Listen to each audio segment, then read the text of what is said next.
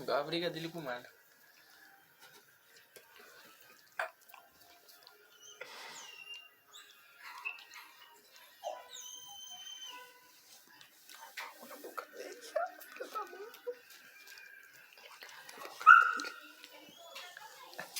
Ela pulou em cima dele.